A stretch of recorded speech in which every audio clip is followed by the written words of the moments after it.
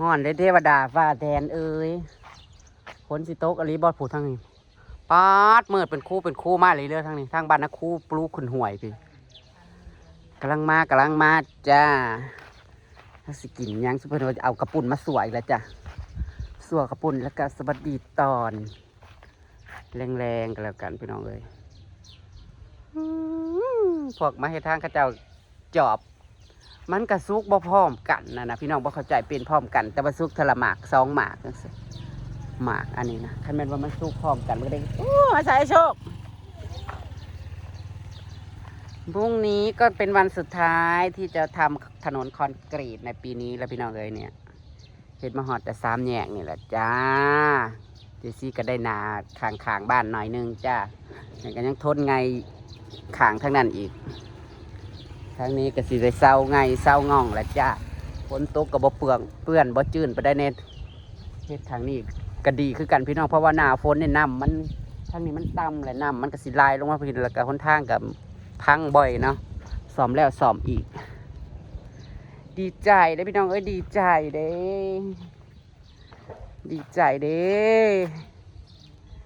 เพราะสิบ่ได้ง่ายเลยรุดพ้นไปละครั้งหนึ่งบ้านอื่นอาจสิบ่ตื่นเต้นอีกอย่างนะคะสำหรับมีหนทางเนี่ยพี่น้องเอ้ยแต่สำหรับขาน้อยรู้สึกว่าตื่นเต้นแล้วก็ดีใจแฮงเพราะว่าเราลำบากมานานแล้วใช่ไหมพี่น้องลำบากมาโดนอยากมีถนนหนทางเที่ยวไปเที่ยวมาสะดวกสบายคือบ้านคือเมืองเพิ่นเนาะ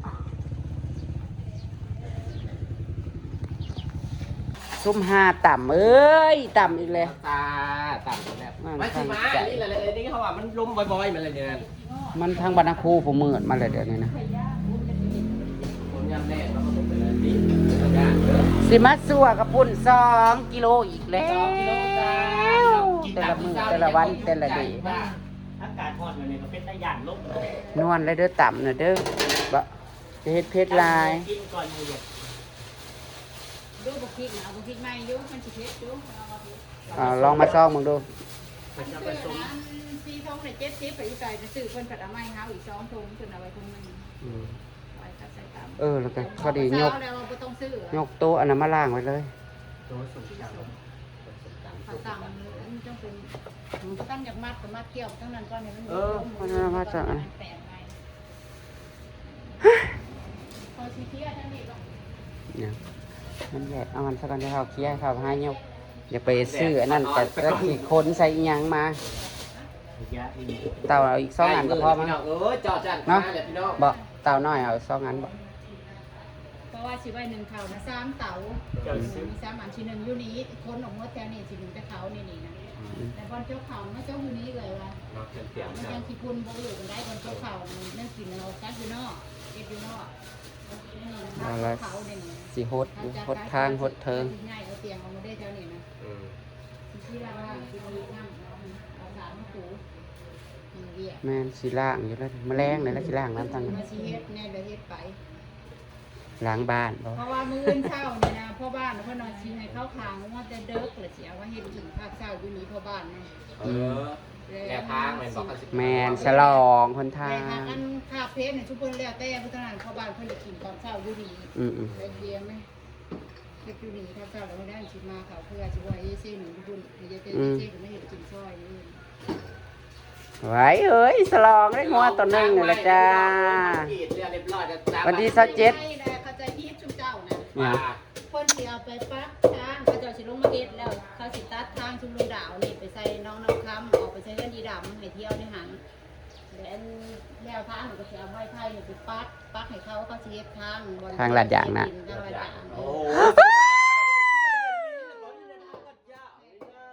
แต่สิบ่ให้เที่ยวเจ้าสิไปว่าถูกบันทึกบ่สิเอาไม้มาห้องที่ทางบ่แม่นค่ะมันค่อยเล็กบ่ได้อึดบ่ฮู้เป็นม่วนอยู่สรุปได้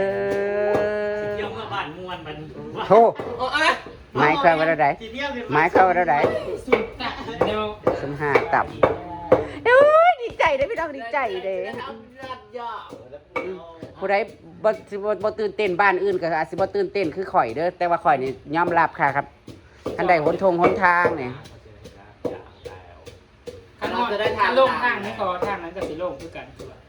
ทางใดทางพบันก็อันเขาให้ที่ว่าที่วอน บ่อลง เส้นนี้เขาก็สิลาบอย่างคือกัน ก็คือเส้นใหญ่แต่ได้เป็นเส้นใหญ่ เดี๋ยวแกถ้าเบิ่ง ทางนี้ฮอดกุ้งพะนังจ้า เส้นลงกงพนังกันกุ่นเลย จักคือยังบ่ทันได้ว่ามีแผนนะทางคุณแต่นี่ก็ซ่ากันมาเท่าได้ปีเนาะ2-3 ปี ทางใด แล้ว ก็ดีปัญหาเอาปักซองมันก็มาทางพี่โลด นั่นแหละเวลาขึ้นปากซอยนี่สบายบัดนี้จักนาทีหรือสิฮอด 10 นาที 10 นาทีเท่านั้นแหละ 5 นาทีกันน่ะ ปากซองก็แค่ปากซอยบ่ นี่น่ะปักซอยแล้วโอ้ยเป็นจังได๋น่ะทุกคนพากันกินเนาะแน่นทองได้ ดีใจได้บัดนี้คอยก็สิบ่ได้ง่ายบัดนี้คอยก็สิบ่ได้หาเงินมาเฮ็ดเทือนซื้อรถบ่เฮ้ยยังบ่ได้อยู่ เปล่าซื้อเด้อไปเที่ยวทำปลาเซอร์ปีหน้า ทำปลาเสื่อม ไอ้ดีว่าทำมาซื้อเอาเดินข้าจ้างมันจะอยู่ใกล้กัน เจ้านั่นซื้อทุกคนไปซื้อแล้วเลย ใช้เขาก็นึก มีแต่ที่ง่ายลงไปอยู่ดาวว่าโอ้ ครับผูกโอ้ โหเท่านั้น ท่านนะเดินเข้ามาเก้งได้นี่นะ เก่ง2 หมื่นนะ อืม ได้อยากมีเงินเนาะได้อยากมีเงินมางามๆ ก็เดียวว่าเขาเอ้ยหนูซื้อแล้วว่าถือบ่แม่นบ่ยังเป็นของเขามาเก้งอยู่ มันติดกับมันติดกับหมองนี่มันคือสิอยู่บ่อีนะ โอ้ยมันเป็นในเมืองโลดทางอย่างมันไม่ไปกับ10 คนทั้ง มา นั้น กันยังว่าคาเซ่ปันเมืองนึงยังว่า แต่ว่าทางฝั่งน่ะบ่มีคนสิอยากอยู่ได้เนาะ เมืองคืนส มี ว่าง แต่ฝั่ง มันเป็นโศกสุด มันเป็นโศกเป็นไงมันต้องไปทม โอ้ยกระเบื้องมันก็น่ะเบื้องอื่นเนาะ แล้วนี่ก็เราทมเท่าใดได้นะ เนาะ เฮ้ยบ้านคืมสลางโอ้ยสว่าง ล่าง ได้ทางร้านย่างแล้วจ้า มันเหมือนคอยเคยมาจับ คันใดข่อยสิมาเฮ็ดอยู่ในแจ๋นี่แหละเพื่ออนาคตเฮ็ดหาต้องมีเงินเด้สิเฮ็ดเป็นเฮือนน้อยก็แล้วกับซ้ำเฮ็ดเป็นห้านขายต่ำเลยนี่วางทาง เจ้า หน้า เปิดเจ้าจุ๊บให้กับกินอยู่แล้วคันมาอยู่แต่เฮือนนี่ก็สิเฮ็ดขายร้านขายเกลือเดียวเฮ็ดเป็นกับข้าวตอนแรกนะ แม่น แบบโป๊กเป็ดบ่ลาบเป็ดบ่หรือประมาณนั้นเฮาเล่นเป็ด เนาะโอ้ย มันก็คือว่าสิ เฮ็ด มัน ประ รา จ คามันมักซื้อคือกันไหน ตอน ำ แร เดี๋ยว ก นี้โอ้ยเขามักซื้ออยู่บันคึมอยู่คู่มือ ตอนแรกว่าถ้ามีเงินสิว่ากันลูกเพจอยู่หน้าบ่ลูกบ่ เฮ็ดถุงละ30ข้าว30ประมาณนี้ แม่นแล้วขอยสิเฮ็ดในหม่องนี่แล้วมันก็กว้างอยู่ วางแผนไว้เดี๋ยว วางแผนไว้นะข่อยน่ะตั้งแต่ห้างนาผู้พี่น้องจักปีแล้ววางแผนไว้นะบ่ไปบ่มา แต่ว่าได้แจกนี่ก็มันยังอันนั้นโคตรเจ๊โกงโคตร ห้วยฮะคันเฮาเฮ็ดเป็นห้างนะเฮาเฮ็ดเป็นห้างมันก็เหมาะอยู่แล้ว มันบ่ได้มีเกิดอุบัติเหตุได้ บ่ค่อยอยู่ เฮ้ยอยู่มันจะเป็นบ่ให้มัน ที่ ไม่ได้จอด วางนี่วางเซิงเฮือนเฮานี่รักบ้าน โกง นะ ก็ได้ทางกันเกิดแต่ว่า มองมันเคยเกิดมันก็เกิด เอา ตื่นเต้นดีใจตื่นเต้นกว่าฮอดสิมีงานแต่งตัวเองอีก เออ คาเทศกว้างอย่างเงี้ยนะ6 เมตรบ่คือ8 เป็น2 เลน 8เพราะว่าเฮาเฮ็ดนั่นน่ะ6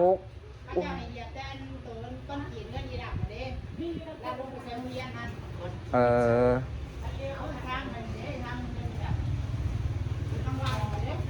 ทางแว่ลงไปทางเจวัดน่ะเด้เขาสิให้เที่ยวไปหา ยินดีด้วยคุณจะได้ทางยาง อืมอะไรก็ไม่ดีใจเท่า อะไร ได้ ก็ไม่เท่าทางคอนกรีต พี่น้องเฮาก็สิ คอน ได้ กรีตนี่นะมาตรฐานเลย เฮาก็สิได้รุดพ้นเลยเฮาก็อยากสิง่ายสิตม เป็นบ้านพัฒนา ไอ้สิมาซื้อดินอยู่พี่ก็มาซื้อได้อวันนี้มาเฮ็ดอยู่ใกล้ ให้ กั กัน น ได้ ได้เพลงหรือบ้านนี้จะทางยาง ทางอย่างมาให้ทางแพง โอ้แล้วขี่ได้ขนาดนั้นถ้าไม่ติดเป็นทางอยู่ จอดกระสู่ชีวิตแน่พี่ดาวโว้ยแบ็คอินไซแลนด์อยู่วันนี้นะ อ้าวหยังคือเฮ็ดอันนั้นคืออ่อนคือโชยเป็ดแท้ จ้าตุ้ยบอกยินดีนะบอกว่าสีชิได้ทางอย่างแล้ว อะไรทางอย่างเลย แต่ยินดีเนี่ยเจอที่ยังยินดีคอยว่าก่อนแต่ซื้อรถก็ได้ตั้งอย่างนี้ตอนที่แบบว่าซื้อก็จะเป็นห้าง ไอ้ขี้นั่นนี่ได้ไหม บ่มีอีหยังอีหยังอันนั้นคือดำมีกระต่ำเลย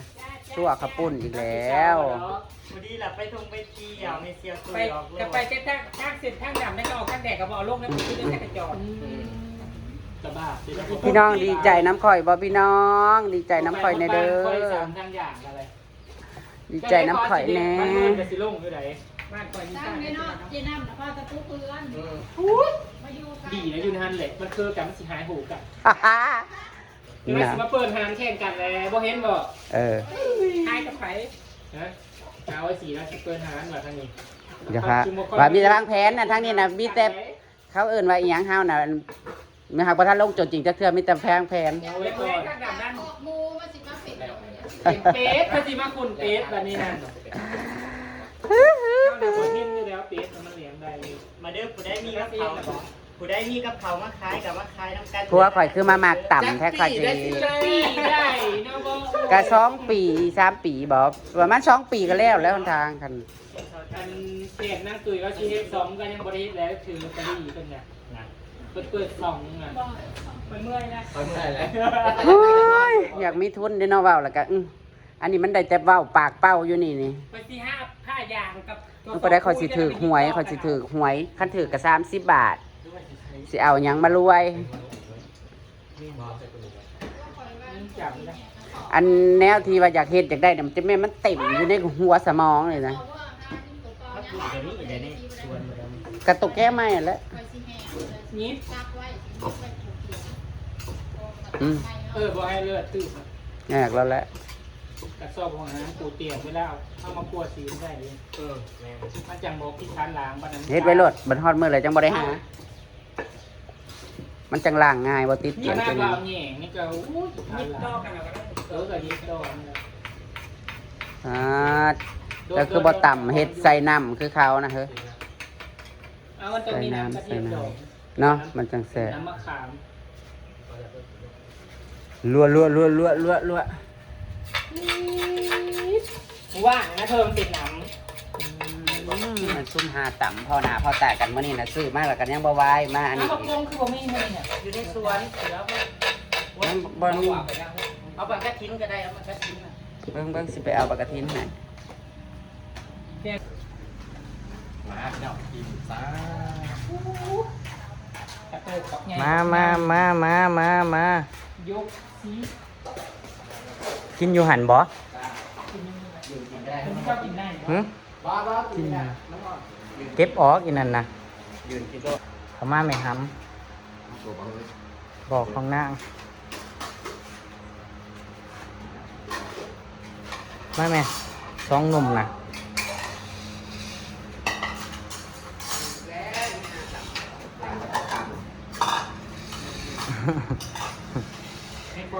มากินตำน้ำกันพี่น้องกินแต่ตำไปพี่น้องอำลาข้าจากแล้วพี่น้องตามคลิปหน้าเด้อพี่น้องเด้อขอบคุณที่เขามารับชมคุณคือกำลังใจน้ำทองฝากดูโฆษณาเด้อพี่น้องไปแล้วก็ดีครับผม